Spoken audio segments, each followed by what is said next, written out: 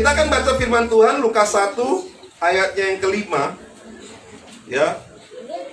Demikian firman Tuhan, pada zaman Herodes Raja Yudea adalah seorang imam yang bernama Zakaria dari rombongan Abia. Istrinya juga berasal dari keturunan Harun, namanya Elisabet. Keduanya adalah benar di hadapan Allah dan hidup menurut segala perintah dan ketetapan Tuhan dengan tidak bercacat. Ayat 7, ini yang luar biasa. Ayat 7-nya. Tetapi mereka tidak mempunyai anak, sebab Elisabet mandul dan keduanya telah lanjut umurnya. Luar biasa ya. Ada dua pribadi yang tetap setia melayani Tuhan di segala kekurangan yang mereka alami. Ya, mereka pengen punya anak, tapi istrinya yang bernama Elisabet, juga nama istri saya Elisabet, ya. Tapi dia puji Tuhan nggak mandul, ada jiu soalnya. Ya. Keduanya hidup benar di hadapan Allah. Ayat 8, pada suatu kali waktu tiba giliran rombongannya, Zakaria melakukan tugas keimaman di hadapan Tuhan. Sebab ketika diundi sebagaimana lazimnya untuk menentukan imam yang bertugas, dialah yang ditunjuk untuk masuk ke dalam bait suci dan membakar ukupan di situ. Ya, ayat 10, sementara itu seluruh umat berkumpul di luar dan sembahyang. Waktu itu adalah waktu pembakaran ukupan. Ayat 11, maka tampaklah kepada Zakaria seorang malaikat Tuhan berdiri di sebelah kanan mezbah pembakaran ukupan. Melihat hal itu ia terkejut dan menjadi takut. Ayat 13, tetapi malaikat itu berkata kepadanya, jangan takut hai Zakaria, sebab doamu telah dikabulkan, dan Elisabet istrimu akan melahirkan seorang anak laki-laki bagimu, dan haruslah engkau menamai dia Yohanes. Yohanes dan Yesus ini satu keturunan, masih brother mereka, ya masih saudara. Bedanya Yohanes itu lahir dari dua pribadi yang sudah sah, yang sudah halal bertemu. Kalau Yesus tanpa ada campur tangan dari pribadi yang bernama pria tadi itu, ya Yusuf kepada Maria, nggak ada campur tangan Yusuf di situ. Tapi ketika disampaikan bahwa Maria akan mengandung dan harus diberikan nama Immanuel, Yusuf ketakutan. Karena mereka juga belum sah pada waktu itu. Kalau pada waktu itu mereka ketahuan berzina dan Maria hamil, selesai. Hukumannya adalah hukuman mati, dilempar. Tapi Yohanes ini lahir dari dua orang yang sangat luar biasa. Dia punya ayah dan ibu yang benar-benar hidupnya penuh dengan ketaatan kepada Tuhan. Berapa lama kita menunggu anak pertama kita? Bapak Gembala, berapa lama nunggu Christian? 1 tahun, cepet ya? Setahun lebih. Itu yang di belakang pakai baju kuning, yang istrinya baju merah, berapa lama nunggu? 3 tahun ya? Sambil nangis-nangis nunggunya? Atau mau tuker tambah? Oh enggak ya? Penantian kita menantikan seorang anak, apalagi sudah halal gitu ya, sudah diberkati di gereja, sudah sah setara agama dan negara. Yang dinanti-nantikan belum datang juga. Ini Zakaria, seorang hamba Tuhan, punya istri yang bernama Elisabet, juga taatnya luar biasa. Tapi apa yang mereka alami? Mereka belum punya anak, dan Elisabet mandul. Dan mereka sudah lanjut umurnya. Sama seperti ketika Tuhan berkata kepada Abraham, Abraham keluar dari Ur Kasdim, engkau, istrimu, dan juga seluruh pekerja-pekerja ke tanah yang akan aku janjikan kepadamu, dan aku akan menjadikan engkau menjadi bangsa yang besar. Kalau kita digituin belum punya anak, gimana caranya Tuhan punya bangsa yang besar, anak aja belum ada. Tuhan jangan suka-suka hati kalau ngomong. Tapi itu Tuhan. Saya senangnya sama Tuhan begitu. Suka-sukanya Tuhan. Ya, saya bilang kekristenan itu seperti kita lagi traveling. Kalau orang yang traveling itu harus tunduk sama pemandunya. Nggak ada dong orang yang datang wisata so tahu, lalu buka Google, Mbak bisa nggak kita kesini aja? Oh nggak bisa. Waktu kita BPD DKI Jakarta ke Bali, itu ada itinerarinya. Satu hari itu kita lompat-lompatan kemana aja udah ada jadwalnya. Makan di mana aja udah ada jadwalnya. Tapi banyak orang yang so tahu, di sini enak nih makannya. Nggak bisa.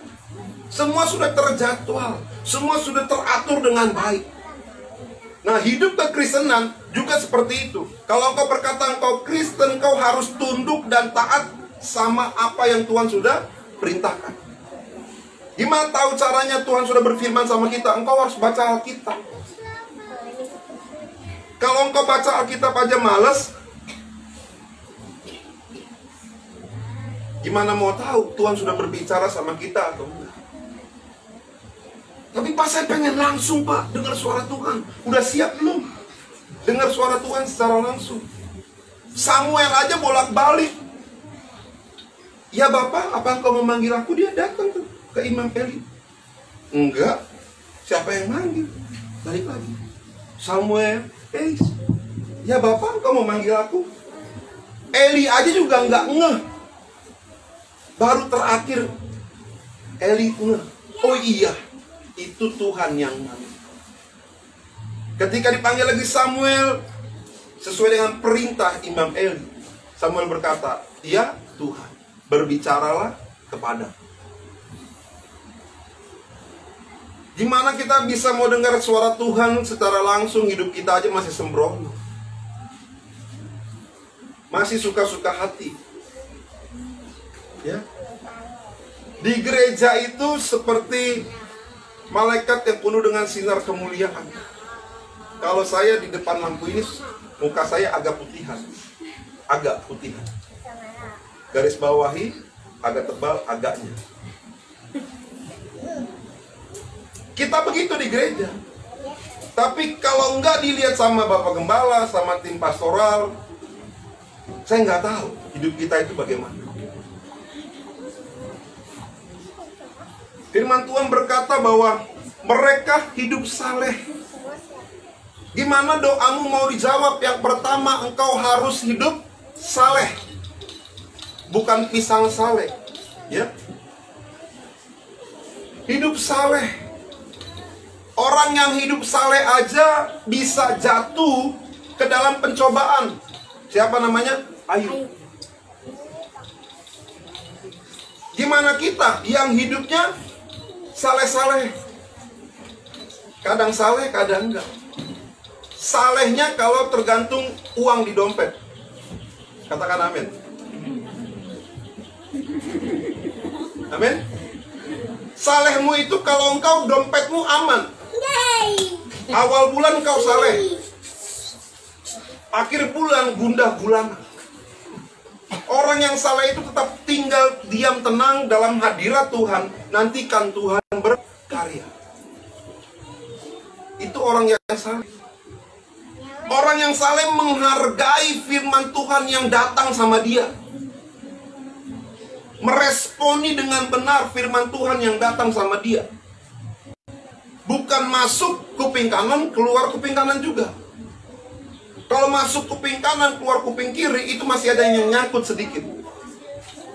Tapi kalau engkau sudah masuk kuping kanan, keluar di kanan juga, artinya ya sudah, khotbah aja di situ, Pak.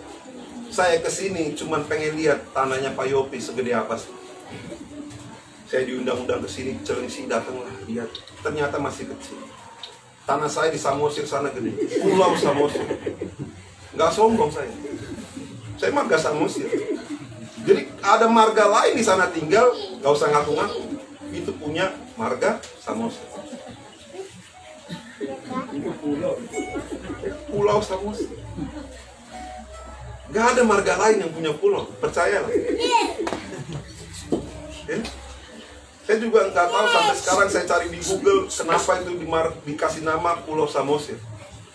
Gak ada. Mungkin pada waktu itu yang paling hebat Samosir kali ya. Mungkin, saya nggak tahu.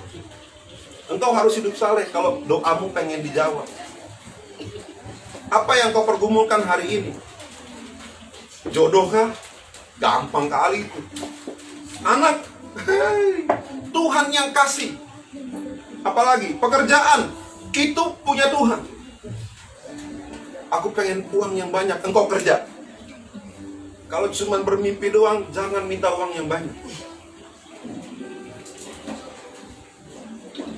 Orang malas tidak akan diberkati oleh Tuhan. Orang rajin itu Tuhan berkati. Kerjakan. Gunakan kesempatan apapun yang Tuhan berikan. Kasih. Saya itu belajar. Walaupun saya dibilang pendeta. Saya ini pendeta e-commerce. Di mana-mana ada. Atau pendeta palu gada. Apa yang mau cari, gua ada. Mau cari tanah, ada. Berapa hektar, berapa meter, di mana, ada. Mau cari masker yang terbaik, ada juga. Mau cari desinfektan, ada. Dari yang mahal, kualitas bagus, ada. Mau cari rapid test, swab test, ada semua. Lengkap. Karena apa? Saya punya barangnya? Enggak. Saya punya pertemanan yang baik. Tinggal telepon. Datang semua. Orang yang saleh pasti Tuhan berkati. Orang yang saleh itu bukan malas. Orang yang saleh itu rajin. Rajin baca Alkitab. Rajin ke gereja. Suka pelayanan. Itu orang yang saleh. Kalau orang yang gak suka pelayanan, diragukan kesalehannya. Amin. Kalau engkau diberikan kesempatan untuk melayani di gereja, ambil dengan baik. Dan engkau harusnya bersuka cita, engkau diberikan kesempatan untuk melayani di gereja. Itu orang yang saleh itu begitu.